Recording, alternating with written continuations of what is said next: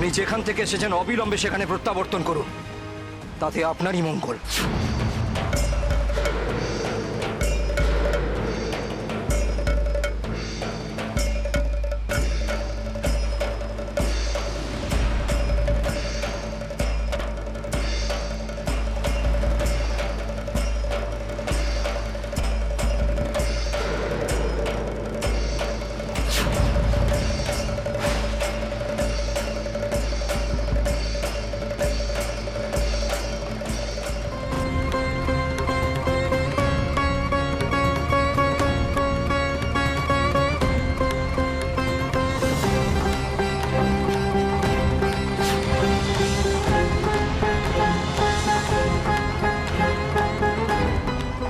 আর এক মুহূর্ত এখানে নয়, আমরা এখনই স্বর্গে ফিরে যাব।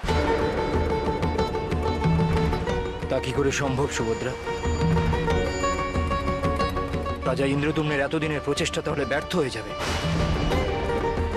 জগৎবাসীও বঞ্চিত হবে। তা আমি বুঝতে পারছি দাদা, তবে সমুদ্রদেব যদি আবারও ফিরে আসে তাই ভয় করছে। ভয় নেই ভগিনী সুভদ্রা, তুমি সর্বদা আমার জ্যেষ্ঠ ভ্রাতা বলরাম দাদার মাঝে বিরাজ করবে। আমাদের মাঝে সমুদ্র কখনো আসার সাহস পাবে না।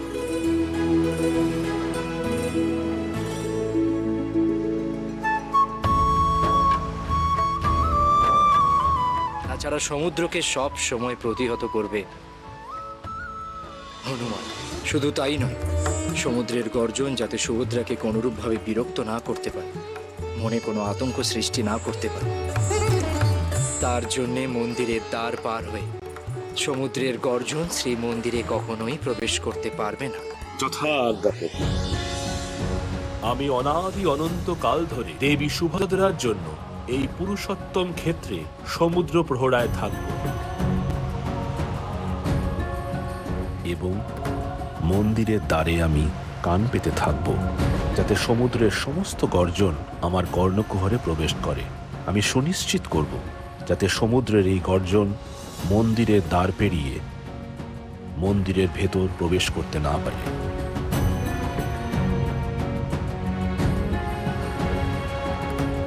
বেশ, তবে তাই হোক পবন নন্দন।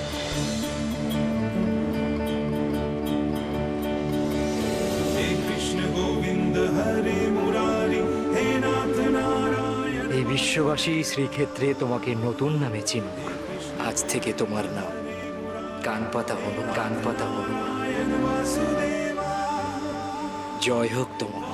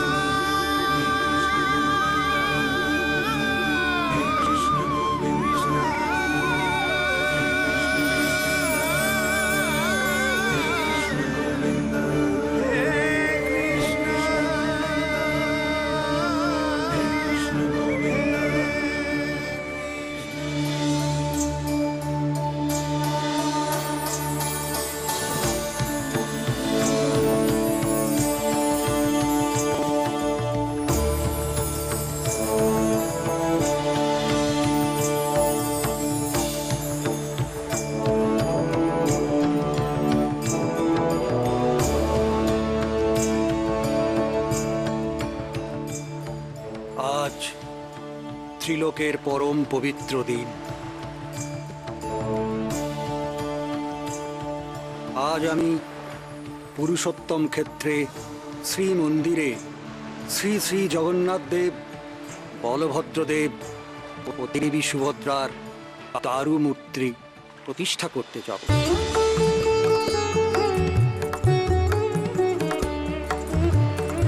কলিযুগের শ্রেষ্ঠ তীর্থ, সকল মোক্ষ লাভের পূর্ণ ক্ষেত্ররূপে পরিগণিত হবে এই পুরুষোত্তম ধাম।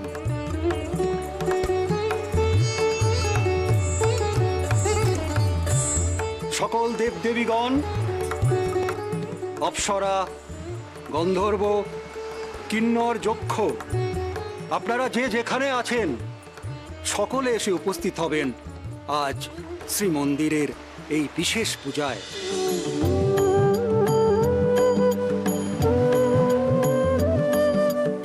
আর হে স্বর্গের দেবগণ, শ্রীমন্দিরে যাত্রার উদ্দেশ্যে আপনারা সমুদ্র তীরের এই স্থানে যে আবির্ভূত হয়েছেন, আপনাদের পদধূলি ধন্য এই স্থানও পরিণত হল এক বিশেষ পুণ্যক্ষেত্রে।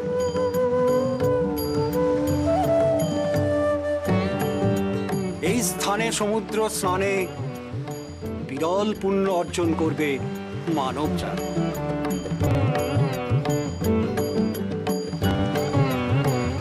স্বর্গের সঙ্গে মর্তের প্রত্যক্ষ সংযোগের দ্বার হলো এই ক্ষেত্র। আর তাই আজ থেকে এই স্থানের নাম হলো স্বর্গদ্বার। স্বর্গদ্বার।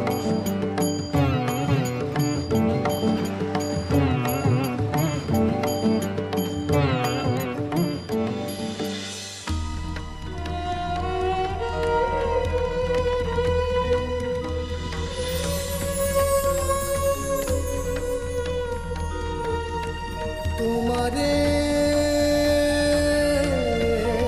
বন্দনা করি প্রভু জগন্নাথ,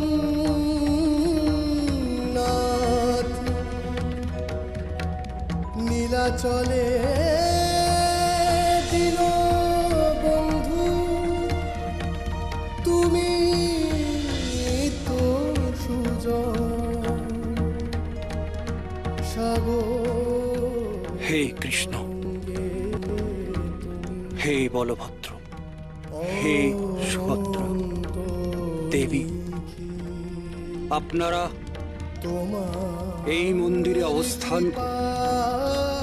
নবলোকে যত পাপী তাপী আর্ত আছে তাদের কৃপা করুন ভগবান।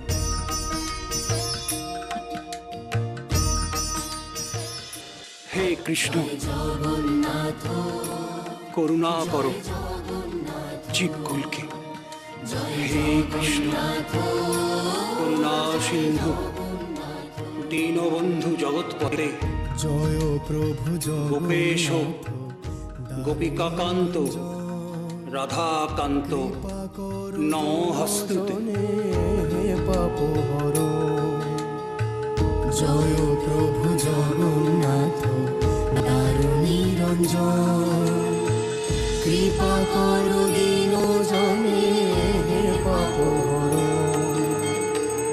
অন্ধে দাও আলো তুমি আতুরে আশ্রয়, তোমার পরশে কাটে শঙ্কার ভয়। জয় জগন্নাথ, জয় জগন্নাথ, জয় জগন্নাথ, জয় জগন্নাথ।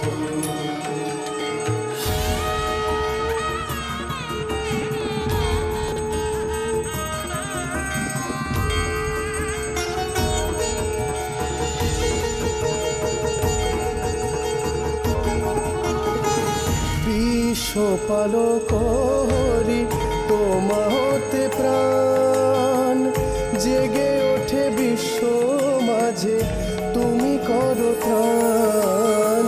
বিশ্বপালক হরি তোমাতে প্রাণ, জেগে ওঠে বিশ্ব মাঝে তুমি করো ত্রাণ। মানবের ত্রাতা তুমি, মানবের ত্রাতা তুমি, বিপদ ভঞ্জন। জয় দেব জগন্নাথ দারুণী রঞ্জন। জয় জগন্নাথ, জয় জগন্নাথ, জয় জগন্নাথ, জয় জগন্নাথ।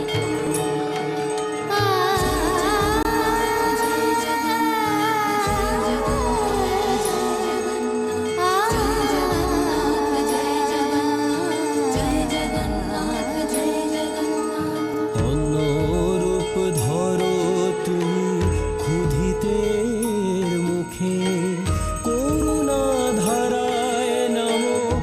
ধরার বুকে তুমি সৃষ্টি তুমি স্থিতি তোমাতি লয় বিশ্ব গায় কি সুরে জগন্নাথ জয় বিশ্ব গায় কি সুরে জগন্নাথ জয় জয় জগন্নাথ জয় জগন্নাথ জয় জগন্নাথ জয় জগন্নাথ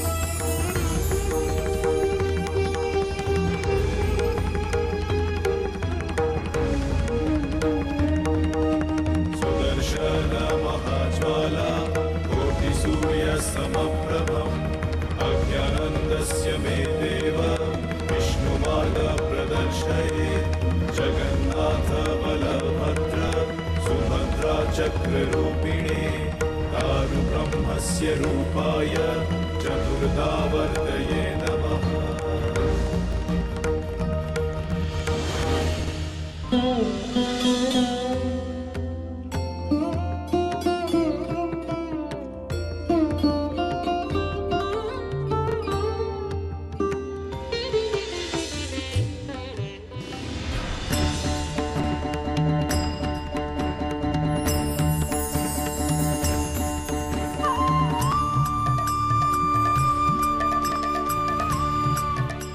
এ তো আমার সে চেনা সুগন্ধ।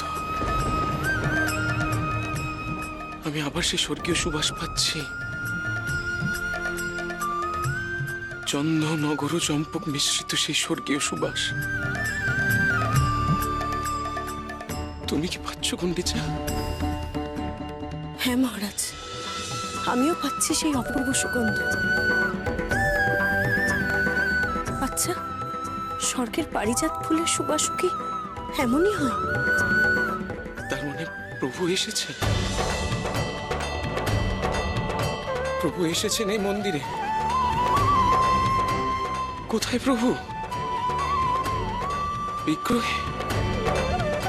না না, ব্রহ্মাদেব তো এখনো বিগ্রহ প্রতিষ্ঠা করেননি। কবে করবেন ব্রহ্মাদেব বিগ্রহ প্রতিষ্ঠা?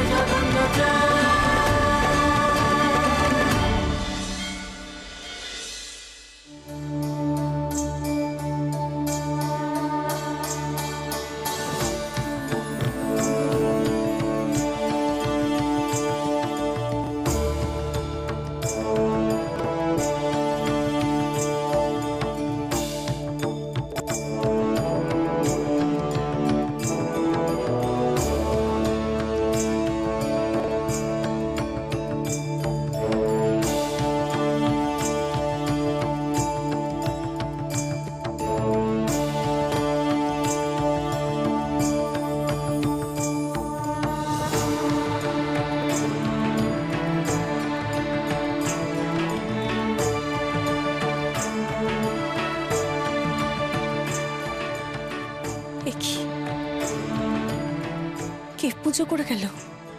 দেখে তো মনে হচ্ছে এক্ষুনি কেউ পুজো দিয়ে গেছে, কিন্তু আরতি পুজো করার কোনো শব্দ তো পেলাম না। তাই তো, কে এসেছিলেন পুজো করতে? এমন নিঃশব্দে আমার দেবতার পূজা হলো।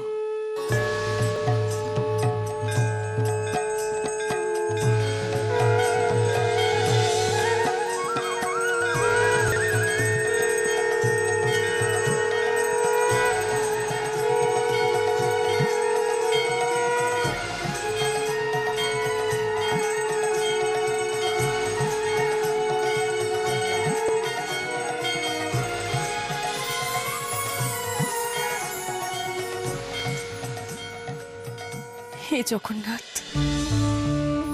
কোন উপাচারে আমি তোমায় পুজো করব জগন্নাথ? মা গো, মা যশোদা, তোমার ভালোবাসার জন্য, আদরের জন্য, স্নেহের জন্য আমিও যে অপেক্ষা করে আছি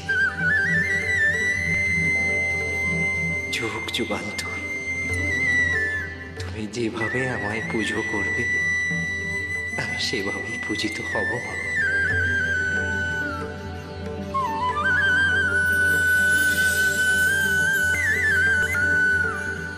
জগন্নাথ, আমার সন্তান, আমার পুত্র,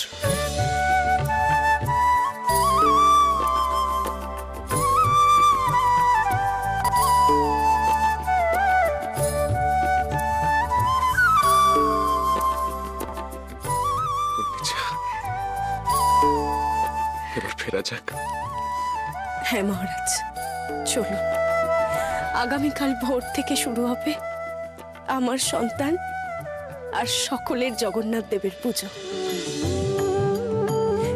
এখন আমার পুত্র ঘুমোচ্ছে, ঘুমুক।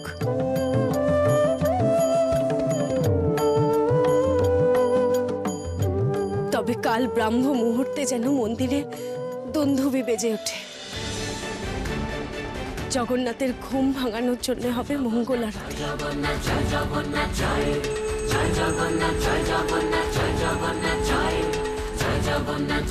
তারপর দন্তমার্জন, তার জন্য নিম ডাল, মন্ত্রপুত জল, দর্পণ নিয়ে যেন সকলে উপস্থিত থাকে।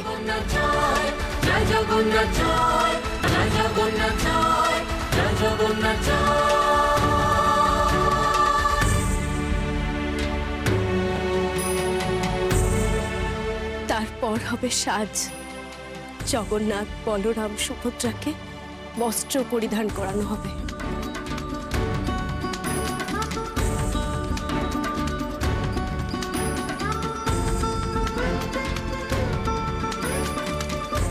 এরপর আমি আমার সন্তানকে নিজে হাতে খাওয়াবো। যা হবে বাল ভোগ, ভক্তদের কাছে তা হবে বল্লভ পূজা। আমি নিজে যাব রন্ধনশালায়।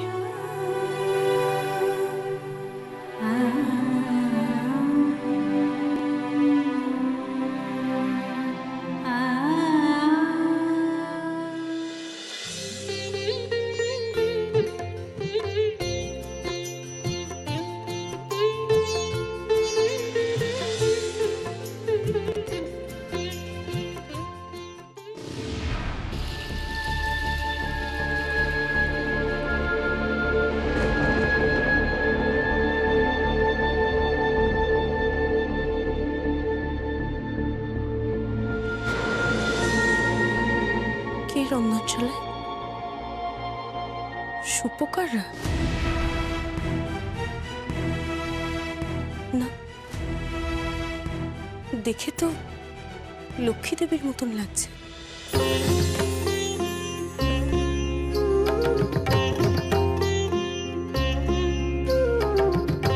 দেবী লক্ষ্মী এসেছেন, দেখি তো।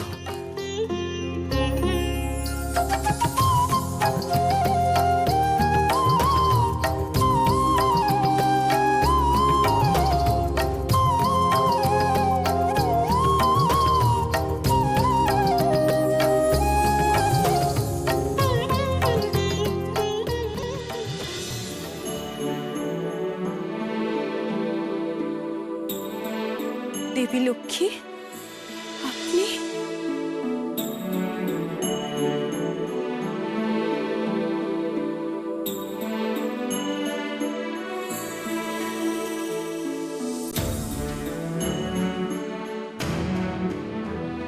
আপনি স্বয়ং এসেছেন প্রভু জগন্নাথের রান্না করতে?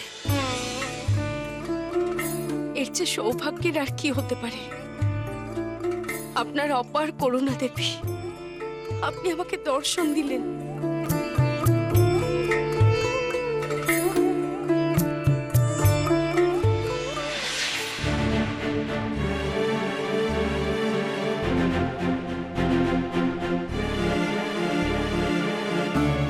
কোথায় গেলেন?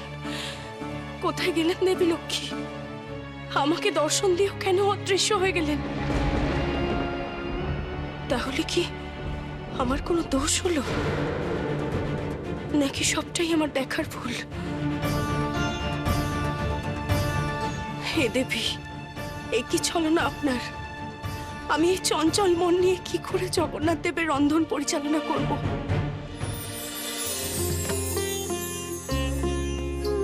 শোনো গণ্ডিজা, শ্রী শ্রী জগন্নাথ দেবের জন্য যে ভোগ রন্ধন হবে তা নিয়ে কাউকে কোনো দুশ্চিন্তা করতে হবে না, কারণ আমি নিজেই থাকবো এই রন্ধনের দায়িত্বে। আমি করব সব ভোগ রন্ধন। আমার প্রয়োজন শুধু সাহায্যকারীর। তারা দুগ্ধ, ঘৃত, শর্করা ইত্যাদি আনয়ন করবেন। আর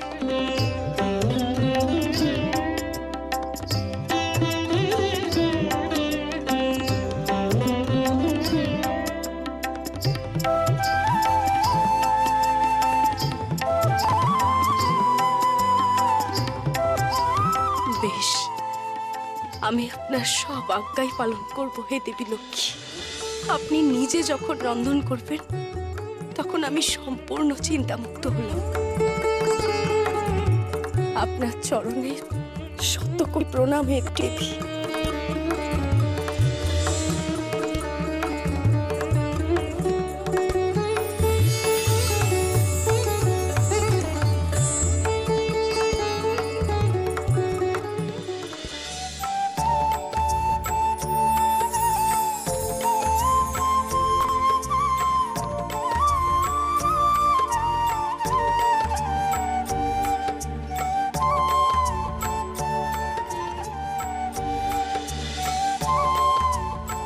স্বয়ং লক্ষ্মী দেবী রন্ধনশালার দায়িত্ব নিলেন?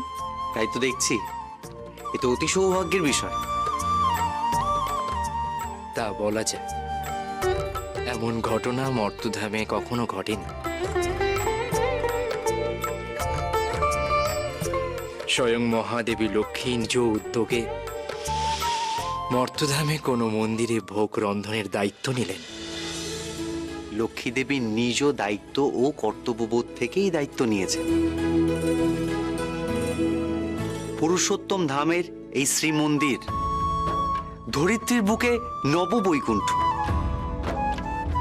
এখানে লক্ষ্মী ও জনার্দন একসঙ্গে বিরাজ করবে, মানুষের হিত সাধন করবে। তাই তো মর্তে যুগলে অবস্থানের যাবতীয় আয়োজন তিনি স্বহস্তে করে নিলেন।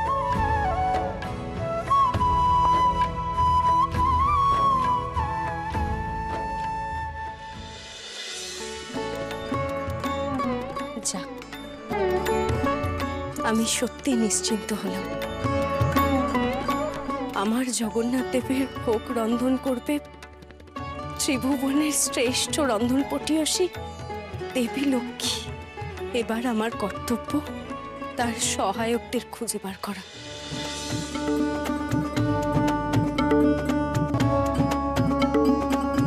রানীমা, ললিতা। প্রণাম রানীমা। এসো ললিতা। রানীমা, আপনি রন্ধন কার্যে সহায়তার জন্য কয়েকজন সবর যুবককে আনতে বলেছিলেন। আমি কয়েকজনকে বাছাই করে নিয়ে এসেছি।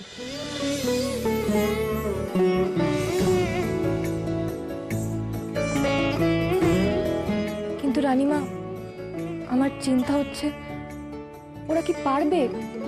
দেবতার ভোগ তৈরি করতে?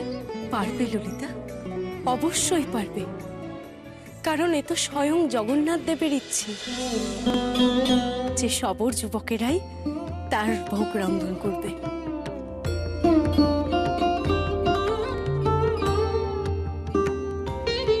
নারীরা কেউ রন্ধনশালায় প্রবেশ করতে পারবে না, যা করার পুরুষরাই করবে। তবে একটা শর্ত আছে, পুরুষেরা রন্ধন করবে চিরাচরিত রূপে নয়, একটু অন্যভাবে। অন্যভাবে মানে? শোনো সবর যুবকেরা, তোমরা সকলেই হবে সুপকার। তোমরা রন্ধনশালায় আসবে, তবে চোখে কাজল আর কপালে তিলক এঁকে।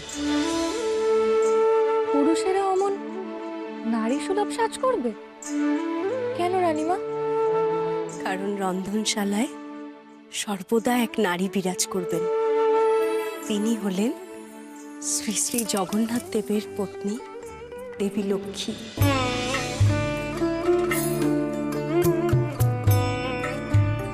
দেবী লক্ষ্মী যেমন স্বহস্তে তার স্বামীর রন্ধন করবেন, তেমন তাকে সহায়তা কোনো পুরুষ করতে পারে না, তা অনুচিত। তাই পুরুষেরা থাকবে নারী বেশে, রন্ধন কার্যের সময় নারী সুলভ সাজগোজ করবে। তোমাদের ওপরে থাকবে দেবী লক্ষ্মীর আশীর্বাদ। আশীর্বাদে পুষ্ট হয়ে তোমরা রন্ধনশালায় রন্ধন করবে।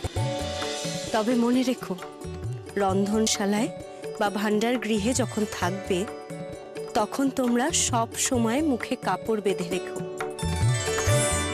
যাতে তোমাদের মুখ থেকে ছিটকে কিছু প্রভুর ভোগে না পড়ে, আর মাথার চুল অসাবধানে খসে না পড়ে ভোগে। এইটুকু সাবধানতা নিয়ে আর প্রাণ ভরা ভক্তি নিয়ে তোমরা রন্ধনশালায় কাজ করবে।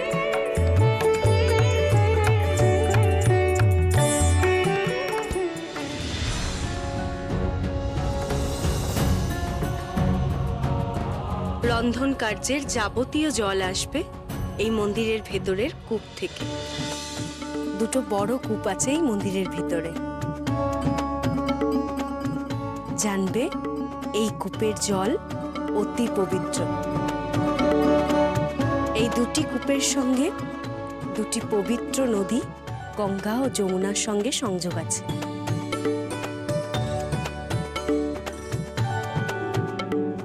তাই এই দুই কূপের নাম গঙ্গা যমুনা।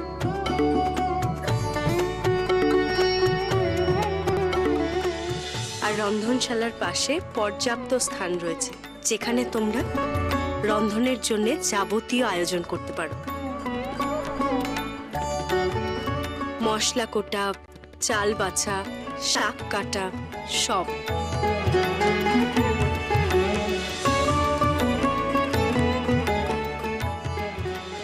সুপকাররা, তোমরা মনে রাখবে, রন্ধনশালায় মোট 752টি উনানের ব্যবস্থা করা আছে।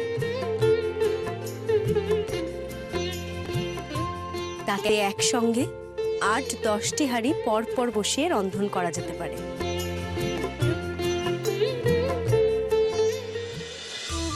কিন্তু রানীমা, তা কি করে সম্ভব? একটা হাঁড়ির ওপর আরেকটা হাঁড়ি বসালে উপরের হাঁড়ির রান্না সিদ্ধ হবে কি করে? আর আপনি বলছেন 8-10টা হাঁড়ি একসঙ্গে বসাতে, তাহলে তো সবার উপরে যেই হাঁড়ি আছে তাতে রাখা চাল কোনো মতেই সিদ্ধ হবে না। হবে ললিতা, নিশ্চয়ই হবে। কি করে হবে তা তো স্বয়ং দেবী লক্ষ্মী জানেন। এসবই তার অলৌকিক কৃপা। তিনি আমাকে যা বলেছেন, আমিও তোমাদের তাই বলছি। তার প্রমাণও আমরা নিশ্চয়ই পাবো। এ যেন বিশ্বাসই হতে চায় না রানীমা। সুপকাররা, তোমরা দেখো, রন্ধনের সময় সবচেয়ে উপরের হাঁড়ির চালই সিদ্ধ হবে সবার আগে, তারপর এক এক করে নিচের হাঁড়িগুলি। সরাসরি উনানে বসানো থাকবে যে হাঁড়িটি, সবচেয়ে শেষে সেদ্ধ হবে তার চাল। এসবই মহাদেবী লক্ষ্মীর মহিমার প্রত্যক্ষ প্রমাণ। অবিশ্বাস্য ঘটনা রানীমা।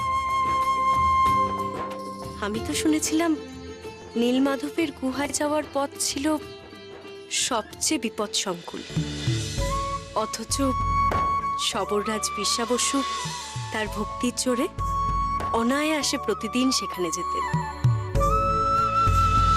তেমনি ভক্তির জোর থাকলে এই রন্ধনশালাতেও এরকম অনেক অলৌকিক ঘটনা ঘটবে ললিতা।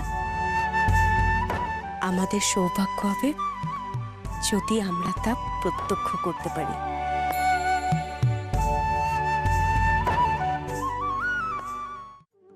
আরেকটি অলৌকিক ঘটনা ঘটবে, তোমরা মনে রেখো। প্রভু জগন্নাথ দেবের ভোগ রন্ধনের সময় কখনোই কালো ধোঁয়া বেরোবে না, সব সময় সাদা ধোঁয়া বেরোবে। কি বলছেন রানীমা? রান্না হবে, কাঠ পুড়বে, অথচ অথচ ধোঁয়া বেরোবে সাদা? সব সময় তো কালো ধোঁয়াই দেখে এসেছি। এও তো দেবী লক্ষ্মী আর জগন্নাথ দেবের মহিমা। শোনো সুপকাররা, তোমাদের মধ্যেই কয়েকজন রত্নবেদী থেকে চন্দন দ্বার পর্যন্ত ধুয়ে পরিষ্কার করে রাখবে। সেখানেই রাখা হবে জগন্নাথ দেবের ভোগ। মনে রেখো সুপকাররা, তোমাদের গুরুত্ব, তোমাদের রন্ধনশালার গুরুত্ব শ্রী মন্দিরে অসীম। রন্ধনশালার আগুন নিয়ে গিয়ে তোমরা দেবে মন্দিরের প্রধান পুরোহিত বা অর্চককে। ওই আগুন দিয়েই তিনি আরতির প্রদীপ জ্বালাবেন। সবর সুপকারের বয়ে নিয়ে যাওয়া আগুন দিয়ে প্রধান পুরোহিত ভগবানের আরতির প্রদীপ জ্বালাবেন? এও তো এক আশ্চর্য ঘটনা রানীমা। সবরদের এত মর্যাদা দিলেন প্রভু জগন্নাথ। প্রভু জগন্নাথ তার শ্রীমন্দিরে শবর, ব্রাহ্মণ, ক্ষত্রিয়, বৈশ্য এসব কখনো ভেদাভেদ চান না। সবার উপরে মানুষের ভক্তি, ভক্তপ্রাণ সবার জন্য এই মন্দিরের দ্বার উন্মুক্ত থাকবে। এটাই জগন্নাথ মন্দিরের বিশেষত্ব। পুরুষোত্তম ক্ষেত্রে জগন্নাথের চরণতলে বিশ্বের কোনো ভেদাভেদ থাকবে না। নাও, এবার তোমরা কাজে যাও। এখন দেবতার ধূপ আর ভোগের সময়। এই ভোগে থাকবে খিচুড়ি, শাক আর পিঠে পুলি। মনে রেখো, এই ভোগ জগন্নাথ দেবকে গরম গরম দিতে হবে, যেন ঠান্ডা না হয়। জাগো জাগো জাগো হে জ্যোতির্ময় নবরূপ সঞ্চারে, জাগো হে জ্যোতির্ময় নবরূপ সঞ্চারে, আধার কলিতে এলে আলোকিত সাগরে, তারুর ব্রহ্মে জাগো পরম ব্রহ্মময়, অপূর্ণ মূরতিতে পূর্ণ প্রকাশ হয়। পিঠা সুপকাররা পিঠা তৈরি করবে, আর থালি সুপকার তৈরি করবে ভাত, ডাল, তরকারি। আর পন্থী বড়ু পুজোর জায়গায় সাজাবে সার সার ভোগ।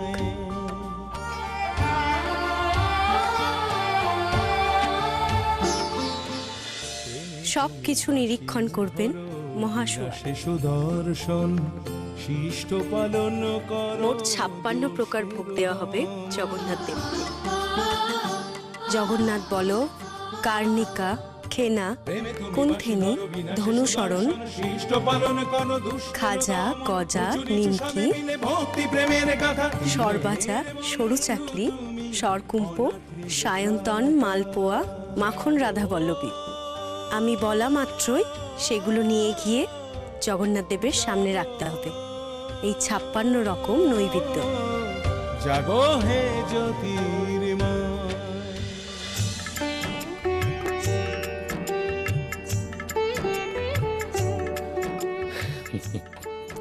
যাও, এই পূজা উপাচার সমূহ নিয়ে দেবী বিমলার মন্দিরে রেখে এসো। যাও।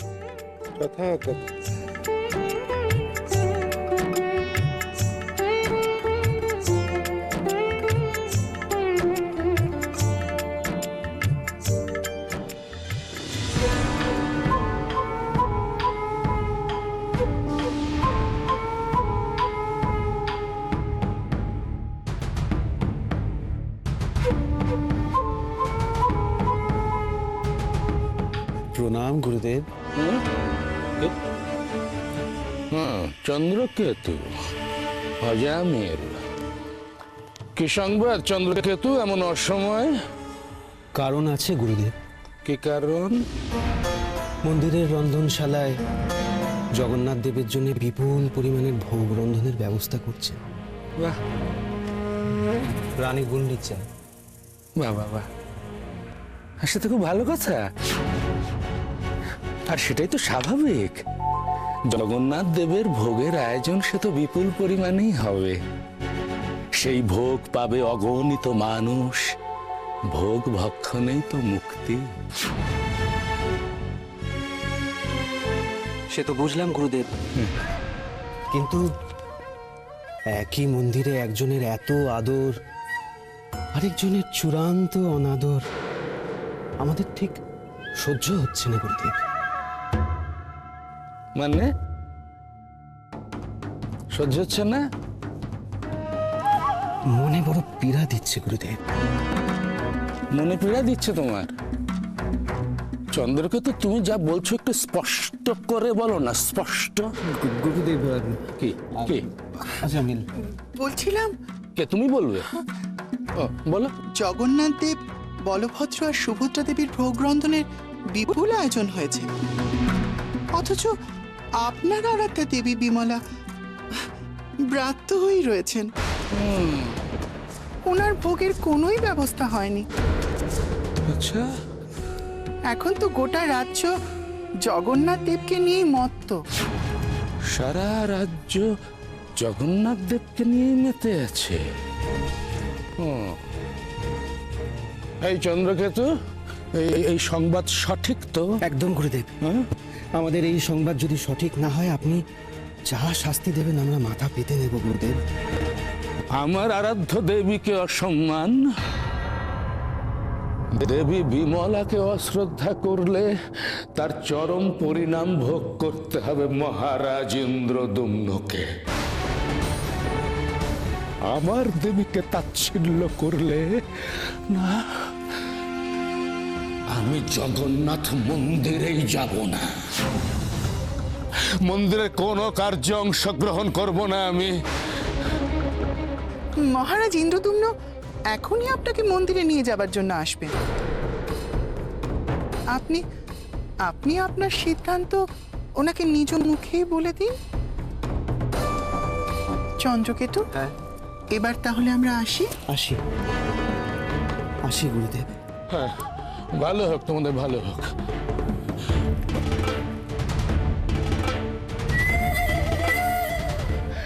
আর না, আমার আরাধ্য দেবীকে অসম্মান, দেবী বিমলাকে অসম্মান, তার জন্য কোনো বিশেষ আয়োজন কিচ্ছু করা হয়নি।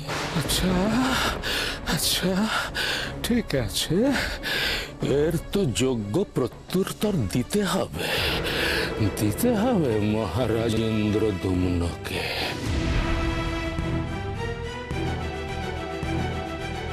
প্রণাম গুরুদেব।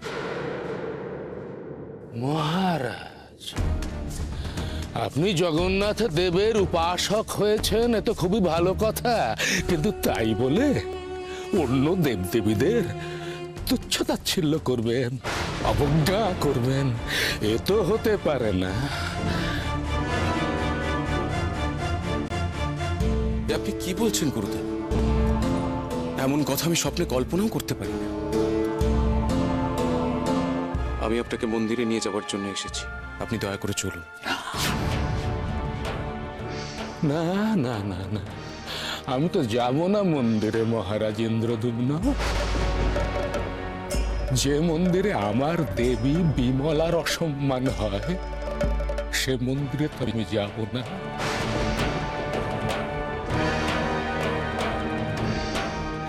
মহারাজ ইন্দ্রদুম্ন, আপনি নিশ্চয়ই ভুলে যাননি মহাদেবী সতীর দেহাংশ পড়েছিল এই মন্দির চত্বরে। ভুলে কেন যাব গুরুদেব? সেখানেই তো আমি মহাদেবী বিমলার মন্দির প্রতিষ্ঠা করেছি। শুধু মন্দির প্রতিষ্ঠা করলেই তো হয় না মহারাজ ইন্দ্রদুম্ন, দেবী বিমলার পূজার কি কি আয়োজন করা হয়েছে, কি কি নৈবেদ্য দিয়ে তার ভোগ নিবেদন করা হবে। আমি চাই সকলের আগে আমার দেবী বিমলার ভোগ নিবেদন করা হোক, কারণ তিনি দেবী সতীর অংশ। আর এই জগন্নাথ মন্দির হলো সতীপীঠ। সতীপীঠ।